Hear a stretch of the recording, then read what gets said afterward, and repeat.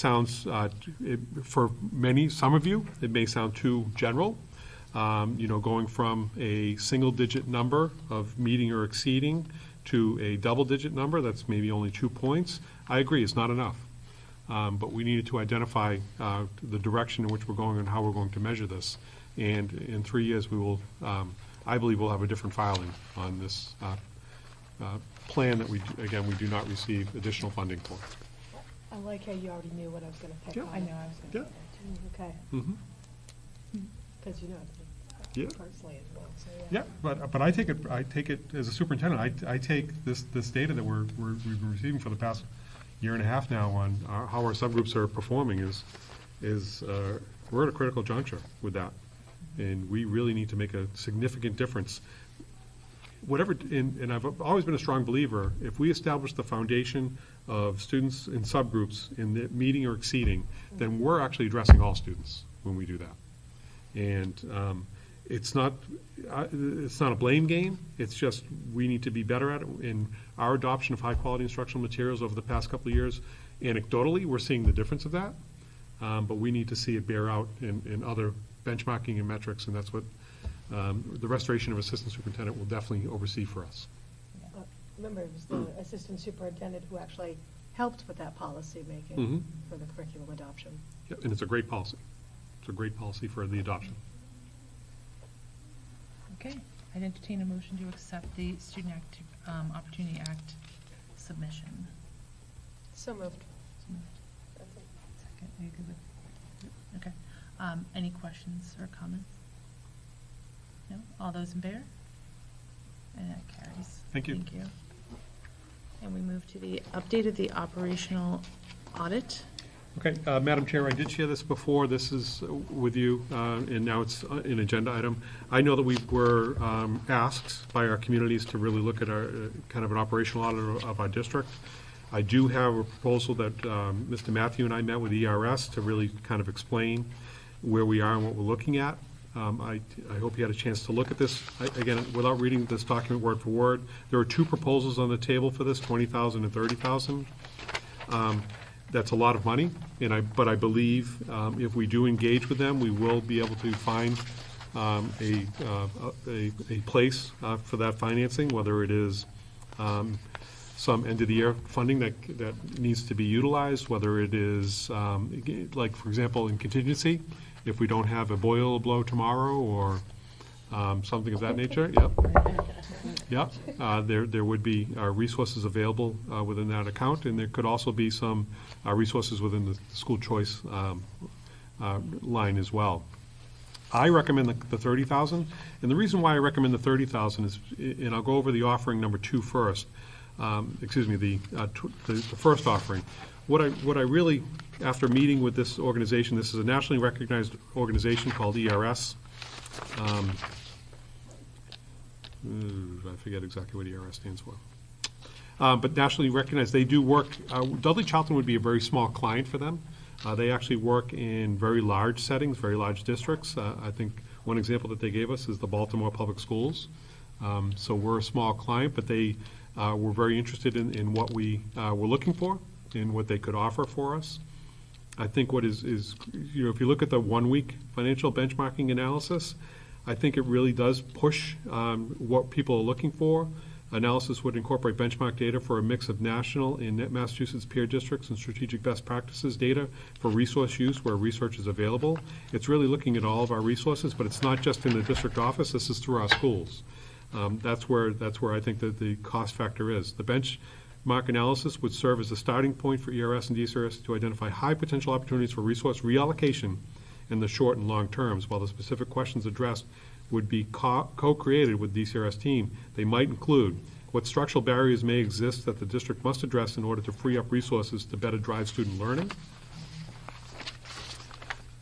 What opportunities does the district have for reallocating resources at the system or school level to navigate or dismantle these structural barriers and realize leaders' aspirations for all their students in particular?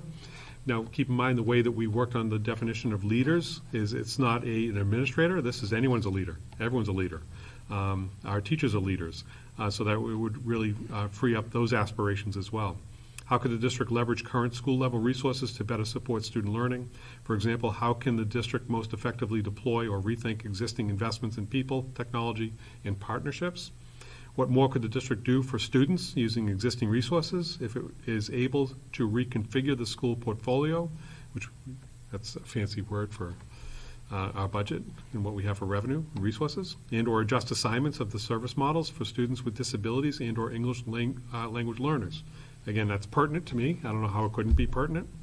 What are the metrics district leaders should continue to track as they work to strategically reallocate resources during the current budget cycle and in the coming years? Desperately needed for us as a district, desperately needed. But what I really like about offering number 2, and this is something that our administrative team has been working on for a bit, is the depth that goes into is really going to strategically, as we get into another district plan next year, it's going to really strategically help us moving forward, because they would conduct, not only do they conduct interviews, but they would look at how could the district better use existing student and teacher time to support teacher collaboration and student learning. To what extent do current limits on student and teacher time constrain the district's ability to support student growth? That's huge. That's a huge piece. We've talked about that at this table. We've talked about it at other tables, teacher collaboration. But we've also talked about the next piece, which is really important. What opportunities could the district create to target investments in teacher compensation, development, and support to maximize teachers' impact on student performance and improve retention of the highest performing and highest potential teachers? We've talked about that at this table as well. And furthermore, they are going to look at our structures and our schedules. This broader analysis would include additional quantitative analytics of school master schedules, staff assignments, and teacher compensation structures. You're entering into negotiations next year. Our principals talk at the table all the time about how can we maximize our schedule within the buildings. We talked about it today in our meeting. We know that our middle schools have had the same schedule for almost 24 years now, with some slight adjustments to them, not major adjustments. Our high school, Principal Elwell does a fantastic job, but is there better ways to maximize the high school schedule? Looking at that, I know that's a curiosity of his. So that's where offering 2, to me, it really seals the deal. Is it really prepares us for the next big steps that we're looking at. Contract negotiations, which involves master schedule change, but other changes that we can make with our resources and staff in our schools. So that's why I would recommend to the school committee for the $30,000 offering from ERS. And then the next piece I want to let you know is I know that there was discussions about DOR would come in as well and look at, I do have I'm following up, I have a call tomorrow with DOR. They will come in, but they're really looking at just the financial picture for us. They're not looking at all of these other things that we're talking about. So, and there is no cost to that, but their timeline is somewhere right now, they're backed up. The town of Dudley, I think, is looking at the summer to do theirs, and they've been engaging with DOR for a while now. So for us, I have the feeling that they're going to say somewhere in the fall we can maybe get to it. And I just think there's an opportunity right now. And I'm sorry, just to clarify, are you saying that this company is going to cover the same thing that the DOR would do? Or no? I'm recommending we do both. Okay. Okay. Because then because if they look at the resources and revenue and all that, and from their angle, and DOR looks at it from the Mass DOR. This is a Massachusetts company, by the way, but it's national too. But I think we could do some comparative analysis between the two, because DOR is not a cost factor for us to come in and look at it as well. Gotcha. I would recommend we do I just both. didn't know if it was the same. Nope. But I don't. even if it is, why not? I guess if one's Yeah. no cost. DOR does not look at everything that we're talking about here. Right, that part I knew. Yeah, I just yeah, didn't know okay, if it yeah, was yeah. the other way. Yep. Okay. How quickly do they get back your results? Is it quick, like if they're gonna be looking at your master schedules? Their goal is to be, if this is approved, their goal is to be in here in May and get something back to us in June. Okay, Okay? That's the timeline we Okay. gave them if it is supported. okay. Does everybody think? Yeah. You have to tell me which option you want. Here, I make a motion that we accept offering number 2 from ERS with the timeline that was just given by Mr. Marsh. In a second, okay. So we're looking at option number 2, which is the $30,000 option. Do we have any comments, questions, concerns?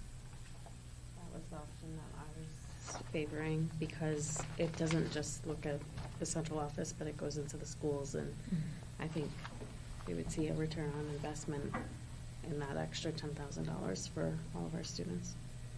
Yeah, I think when we're looking at a $58 million budget, Mhm. $30,000 is not that much when you think about the potential savings that we could offer to our two districts, to our two towns, hopefully. I agree.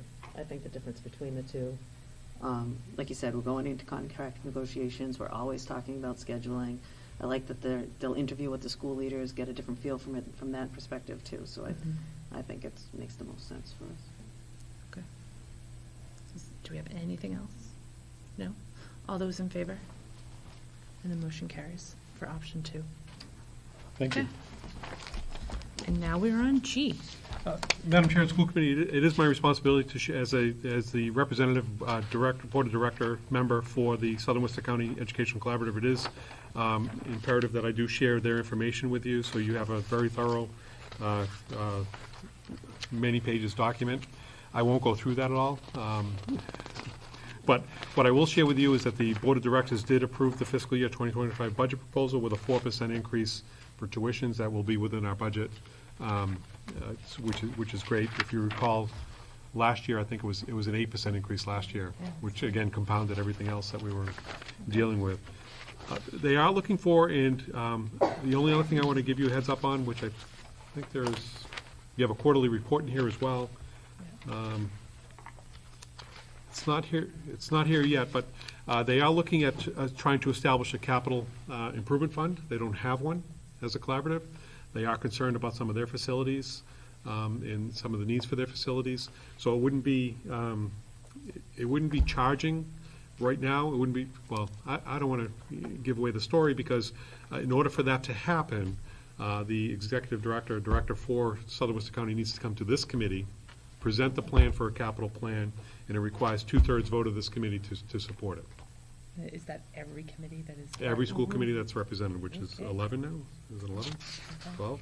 So they have to go to every committee. So that will be on a future agenda item, so I don't want to give away too much on that, but they are looking in the Board of Directors, including me, and I do personally, professionally support them setting up some type of capital planning fund for the collaborative to meet needs. I know that there was an issue with playground. I know that there was an issue with flooding in one of the schools with all the rain we've been having, and they don't have a capital account to really go to try to improve those things. So we're not talking, well, they may be talking millions of dollars, but we're not talking millions of dollars as the Board of Directors. So we're talking about setting it up and establishing it, and at the end of the year, there is a, it's called surplus in the operating expenses of $50,000 to put that into the capital fund, something of that nature, as voted by the Board of Directors. So that will be coming forward to you as a committee. But the rest of this is yours to read through it. And if you have any questions about this, please feel free to ask me. I do attend these meetings regularly, which is, it's important to have a voice there, and ensure that, the Southern Worcester County is maintaining their mission. Okay. And I am also the representative for negotiations of contracts, too. Of course you are. Nice. So, Okay. that's it. Thank you. Okay, I would take a motion to go into executive session to discuss strategy with respect to collective bargaining or litigation. This is especially for the Equal Employment Opportunity Commission claim for the Massachusetts Commonwealth Against Discrimination complaint in a personal matter. If an open meeting may have a detrimental effect on the bargaining or litigating position of the public body, and the chair so declares, only to reconvene into regular session to take votes if necessary, and adjourn. I'd entertain a motion to go into executive session. So moved. Okay, do I have a second? Second. Okay, and this is a roll call. Caitlin? yes. Maureen? Yes. Kathy? Yes. Kelly? Yes. Thank you. Nicole? Okay, and so we are in executive session.